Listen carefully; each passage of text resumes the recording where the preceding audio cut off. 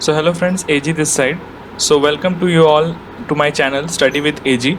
तो हम लोग ने देखा था इस ब्लॉक का जो फर्स्ट ग्रुप एलिमेंट्स है, मतलब एल्कली एलिमेंट्स, एल्कली मेटल्स को उनको पूरा मतलब डिटेल्स में हम लोग कवर कर लिए थे एनसीईआरटी से। हम लोग ग्रुप 2 में आते हैं, तो एल्कलाइन अर्थ मेटल्स, ठीक है। So the group 2 elements comprise beryllium, magnesium, calcium, strontium, barium and radium. They follow the alkali metals in the periodic table. तो एल्कली मेटल्स के बाद में आते हैं कौन? ये एल्कलाइन अर्थ मेटल्स, ठीक है। These except beryllium are known as alkaline earth metals. The first element beryllium differs from the rest of the members and shows diagonal relationship to aluminium. मतलब जो फर्स्ट का जो एलिमेंट है beryllium, वो बाकी सारे रेस्ट ऑफ द मेंबर्स से अलग होता है, क्योंकि वो क्या शो करता है? वो डायगोनल रिलेशनशिप शो करता है। तो हम लोग अभी तक बहुत बार पढ़ चुके हैं कि जो फर्स्ट मेंबर है कोई भी ग्रुप का, तो वो थोड़ा सा डिफरेंट प्रॉपर्टीज शो करता है as compared to the other members of the group, ठीक है। So the atomic and physical properties of alkaline earth metals are shown in table 10.2. तो पहला जो है वो है electronic configuration. So these elements have 2 electrons in the s orbital of the valence shell. The general electronic configuration may be represented as noble gas NS2. Like alkali metals, the compound of these elements are also predominantly ionic. तो ये भी बहुत important है कि इसका भी जो compounds होते हैं वो भी सारे कुछ क्या होते हैं? प्रीडोमिनेटली आयनिक नेचर के होते हैं, क्योंकि यहाँ पे S में इलेक्ट्रॉन्स है, S में NS2 है इसका वैलेंस इलेक्ट्रॉन। तो ये वाला हम लोग को समझ में आ गया कि beryllium, magnesium, calcium, strontium, barium, radium, इन सारा का कैसे हम लोग लिखते हैं इलेक्ट्रॉनिक कन्फिग्रेशन। अब हम लोग आ जाते हैं next topic, that is atomic and ionic radius. The atomic and ionic radii of the alkaline earth metals are smaller than those of the alkali metals in the same period. This is due to the increased nuclear charge in these elements. Within the group, the atomic and ionic radii increase with increase in atomic number. मतलब ये group में जो होता है क्या होता है? जितना हम लोग नीचे जाते हैं उतना ये बढ़ता है। तो increase the ionic and atomic radii increases with increase in the atomic number, मतलब नीचे जितना जाता है उतना बढ़ते रहता है। तो ये बहुत कॉमन प्रॉपर्टी है। उसके बाद हम लोग आ जाते हैं आयनाइजेशन एंथैल्पी। तो alkali metal earth metals have low ionization enthalpy, मतलब इन लोगों का जो होता है उसका लो आयनाइजेशन एंथैल्पी होता है due to fairly large size of the atom. तो इनका भी वही होता है, क्योंकि अल्कली मेटल्स का भी लो आयनाइजेशन एंथैल्पी होता था। Since the atomic size increases down the group, तो atomic size क्या होता है? इंक्रीज करता है down the group, their ionization enthalpy decrease. तो ionization enthalpy क्या होता रहता है? डिक्रीज होते रहता है, ठीक है। So the first ionization enthalpy of the alkali earth metals are higher than those of the corresponding group 1 metals. तो ये बहुत इंपॉर्टेंट पॉइंट है। जो फर्स्ट ionization enthalpy है वो alkaline earth metals का वो हायर है corresponding group 1 metals से। This is due to the small size as compared to the corresponding alkali metals. तो एल्कली मेटल्स से उनका जो मतलब साइज जो स्मॉल होता है, इसके कारण उनका जो फर्स्ट आयनाइजेशन एंथैल्पी होता है वो ज़्यादा होता है। It is interesting to note that the second ionization enthalpies of the alkaline earth metals are much smaller than those of the corresponding alkali metals. ये कारण क्या है? तो ये बहुत आसान सा एक कारण है, मैं समझा देता हूँ। जैसे आप देखिए कि अगर मैं सोडियम का एग्जाम्पल लूँ और वहीं पर मैं ऐसा एग्जाम्पल लूँ किसका? इस साइड में मैं मैग्नीशियम का ले लेता हूँ, ठीक है। तो यहाँ पे सोडियम का जो रहता है वहाँ पे 11 इलेक्ट्रॉन्स रहते हैं। तो 11 इलेक्ट्रॉन्स जो रहते हैं वो कैसे रहते हैं? 1s2, 2s2, 2p, 2p6, 3s1, सही है। तो 6, 7, 8, 9, 10, 11, ठीक है। फिर मैग्नीशियम का 12 रहता है, तो इसका कैसे रहता है? 1s2, 2s2, 2p6, 3s2, ऐसा रहता है। अब सपोज अगर एक इलेक्ट्रॉन चला जाता है, तो एक इलेक्ट्रॉन जाता है तो 3s से एक चला गया एक। यहाँ से भी एक अगर हटा देते हैं तो यहाँ पे 3s1 हो जाएगा अगर एक चला जाता है तो, मतलब first ionization enthalpy.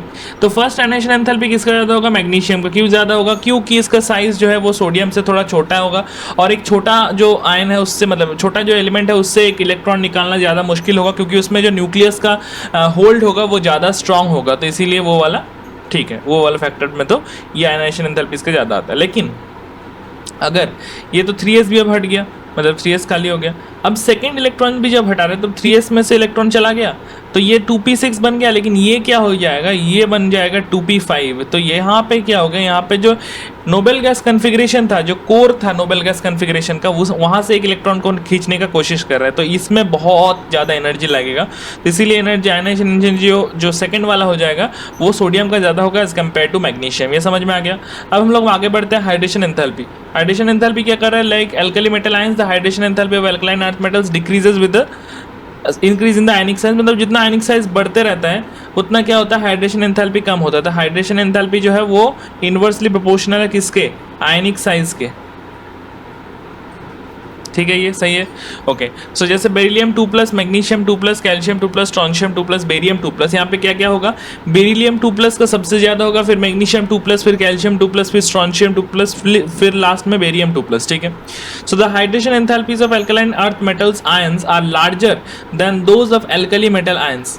Thus, compounds of alkaline earth metals are more extensively hydrated। तो जो है कंपाउंड जो है alkaline earth metals का वो क्या है, वो ज़्यादा extensively hydrated है than those of alkali metals। क्यों? क्योंकि यहाँ पे क्या रीज़न दिया हुआ, क्योंकि उसका जो अल्कलाइन जो मेटल होगा, अल्कलाइन अर्थ मेटल होगा, लार्जर होगा एल्कली मेटल से, तो इसीलिए क्या हो जाएगा, इसके लिए उसका जो अल्कलाइन अर्थ मेटल में जो हाइड्रेशन होगा वो ज़्यादा एक्सटेंसिवली हाइड्रेटेड होगा, तो इसीलिए उसका कंपाउंड भी ज़्यादा हाइड्रेटेड होगा। तो MgCl2 and CaCl2 exist as Mgcl2.6H2O and CaCl2.6H2 while NaCl and KCl do not have such hydride। ठीक है, ये तो हमारे समझ में आ गया। अब इसके बाद हम लोग आ जाते हैं किसमें, फिजिकल प्रॉपर्टीज में। तो फिजिकल प्रॉपर्टीज में alkaline earth metals in general R silvery white lustrous relatively soft but harder than the alkali metals। तो हार्ड होता है किससे, alkali metal से ज़्यादा हार्ड होता है। Beryllium and magnesium appears to be somewhat grayish in color but the melting and boiling point of these metals are higher than corresponding alkali metals। तो melting and boiling points का अगर बारे में discuss करते हैं तो वो हायर होता है किससे, corresponding जो alkali metals है उससे ज़्यादा होता है, क्योंकि उस alkali metals का alkali metals है उसका साइज जो है, मतलब इस alkaline earth metals का जो साइज है as compared to alkali metals छोटा होता है, तो इसीलिए इसका melting boiling point ज़्यादा हार्ड होता है, हाई होता है। ठीक है, The trend is however not systematic। जो ट्रेंड है वो सिस्टमेटिक नहीं है। तो because of the low ionization enthalpy they are strongly electropositive in nature। The electropositive character increases down the group from beryllium to barium।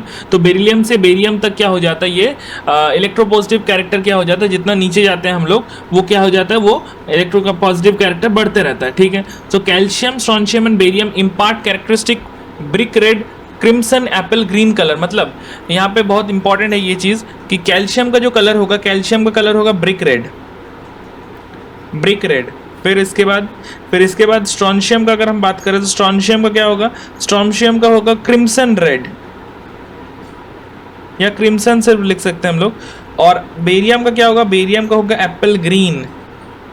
ये colours बहुत important, जैसे कि हम लोग उसमें भी देखे थे, अल्कली मेटल्स में भी देखे थे बहुत सारे कलर्स, जैसे कि रुबिडियम का होता है रेडिश वायलेट, ऐसा टाइप का बहुत हम लोग देखे थे। तो वैसे यहाँ पे भी दिया हुआ है कि इसका कलर आपको याद रखना है। इनटू द फ्लेम में, ठीक है। In flame, the electrons are excited to higher energy levels, and when they drop back to the ground state, energy is emitted in the form of visible light. The electrons in beryllium and magnesium are too strongly bound to get excited by the flame। तो ये बहुत important, beryllium और magnesium जो है वो flame test नहीं देते हैं, तो beryllium and magnesium flame test नहीं देते हैं। Hence these electrons do not impart any color to the flame। The flame test for calcium, strontium and barium is helpful in the detection and qualitative analysis and estimation by flame photometry। The alkaline earth metal like those of alkali metals have high electrical and thermal conductivity। तो उनका क्या हो जाता है, high electrical thermal conductivity भी हो जाता है। These are typical characteristics of metal। तो मेटल का टिपिकल कैरेक्टरिस्टिक्स होता है। ठीक है, हम लोग आगे बढ़ते हैं केमिकल प्रॉपर्टीज में। So the alkaline earth metals are less reactive than the alkali metals. The reactivity of these elements increases on going down the group. Reactivity towards air and water. Beryllium and magnesium are kinetically inert to oxygen. ये बहुत important है। Beryllium जो है और magnesium जो है वो kinetically inert है ऑक्सीजन से रिएक्ट करने के लिए and water, because of the formation of an oxide film. क्यों, ये रीजन बहुत इंपॉर्टेंट है, because of the formation of an oxide film on their surface. मतलब उनके सरफेस में एक ऑक्साइड फिल्म बन जाता है, इसीलिए क्या करते हैं वो लोग, काइनेटिकली इनर्ट होते हैं ऑक्सीजन एंड वाटर से। ठीक है, however powdered beryllium burns brilliantly on ignition to air, gives BeO and Be3N2, and magnesium is more electropositive and burns with a dazzling brilliance in air to give MgO and Mg3N2। Calcium, strontium and barium are readily attacked by air to form the oxide and nitride। These also react with water with increasing vigour even in cold to form hydroxide, ठीक है, water के साथ भी react कर लेते हैं लोग, ठीक है। अब इसके बाद हम लोग आ जाता है reactivity towards halogens. So all the alkaline earth metals combine with halogens at elevated temperature forming their halides. मतलब यहाँ पे जो है एलिवेटेड टेम्परेचर यूज करना पड़ता है, मतलब हाई टेम्परेचर में हीट करना पड़ता है to combine with halogens, halogen के साथ कंबाइन कराने के लिए। तो क्या बनाता है, हैलाइड्स बनाता है। हैलाइड्स कैसे, जैसे M+X2 गिव्स, हीट करेंगे तो MX2 बनेगा। तो ये जो MX2 है वो X इज इक्वल्स टू क्या, X fluorine, chlorine, bromine, iodine, कुछ भी हो सकता है। अब इसके बाद है जो thermal decomposition of NH4 whole two BeF4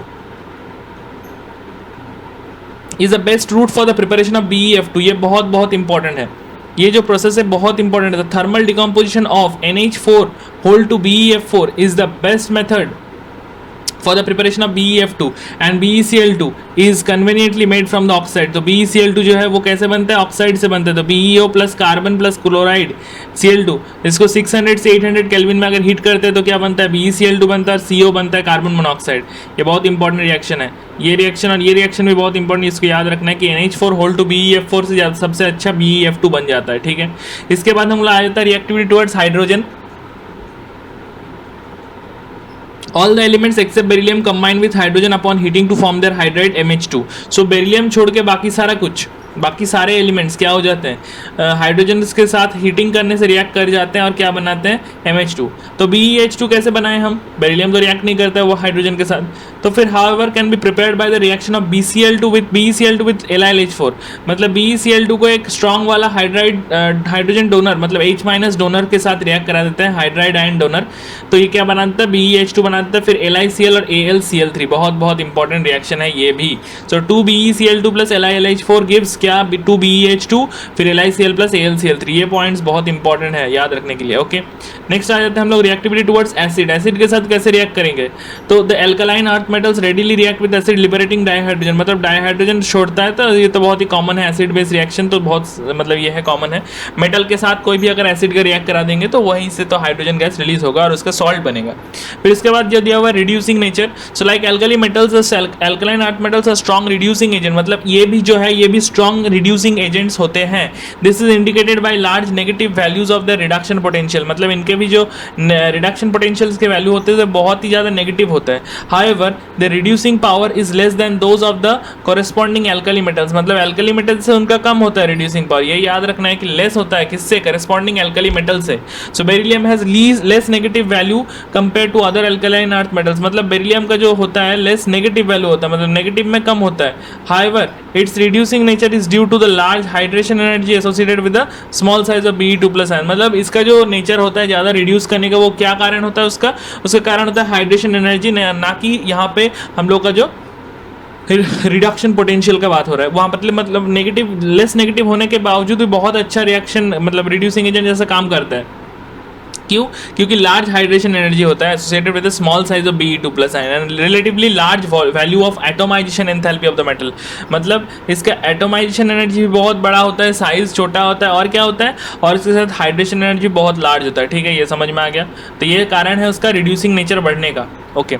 इसके बाद है यहाँ पे solution with liquid ammonia. So like alkali metals the alkaline earth metals dissolves in liquid ammonia to give deep blue black solution forming ammoniated ions. तो deep blue black बहुत important है। पहले वाला में जो हम लोग बनाए थे वहाँ पे क्या कलर था, पहले डीप ब्लू कलर था, फिर उसके बाद से ब्रॉन्ज कलर हो गया था। जब हम लोग एल्कली मेटल्स का बात कर रहे थे तो हम लोग देखे थे कि पहले जो था वो था डीप ब्लू कलर का, पैरामैग्नेटिक नेचर का था, लेकिन बाद में on standing for some time क्या हो गया, वो पहली बात तो वो ब्रॉन्ज कलर में कन्वर्ट हो गया, और दूसरी बात क्या है उसका जो ये था मतलब पैरामैग्नेटिक नेचर था वो डायमैग्नेटिक नेचर में कन्वर्ट हो गया। तो ये तो बहुत इंपॉर्टेंट पार्ट था।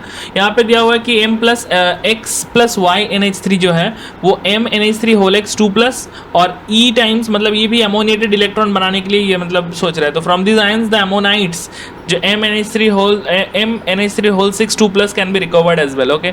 सो ये भी रिकवर किया जा सकता है। अब हम लोग आ जाते हैं यूजेस में। तो यूजेस मैंने पहले ही इस चैप्टर का पहला पार्ट में बताया था कि मतलब बहुत सारे यूजेस जो है वो मैच द कॉलम फॉर्म में अभी आने शुरू हो गए हैं जेईई मेंस में और नीट में भी, कि वहाँ से हम लोग क्या करते हैं, एक साइड में हम लोग मेटल्स के नाम लिख देते हैं, दूसरे साइड उसका जो भी प्रॉपर्टीज़ है या जो यूजेस है उनका, वो सारे को मैच द कॉलम के फॉर्मेट में हम लोग लिख लेते हैं। ए का 1 या 2, बी का 2 ऐसे करके हम लोग ऑप्शन भी बना देते हैं, ठीक है। So beryllium is used in the manufacturing of alloys.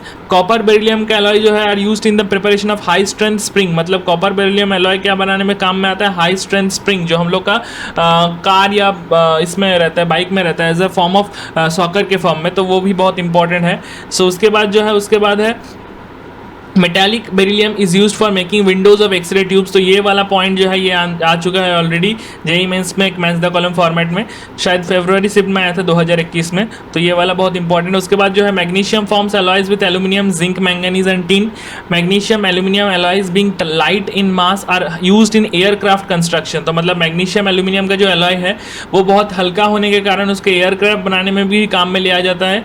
उसके बाद जो है मैग्नीशियम वो है powder and ribbon is used in flash powder and bombs and incendiary bombs, ये बहुत important, incendiary bombs and signals में काम में आता है मैग्नीशियम। तो ये वाला क्वेश्चन भी आ चुका है, मैग्नीशियम का जो है वो इंसिडियरी बॉम्ब्स या सिग्नल्स में काम में आता है। फिर उसके बाद जो suspension of magnesium hydroxide in water, जिसको हम लोग मिल्क ऑफ मैग्नीशिया कहते हैं, used as an antacid in medicine, तो ये वाला भी बनता है। उसके बाद जो है magnesium carbonate is an ingredient of toothpaste, ये भी बहुत बहुत इंपॉर्टेंट पॉइंट है। मैग्नीशियम कार्बोनेट जो है ना वो एक क्या है, इंग्रेडिएंट है क्या, किसका, टूथपेस्ट का।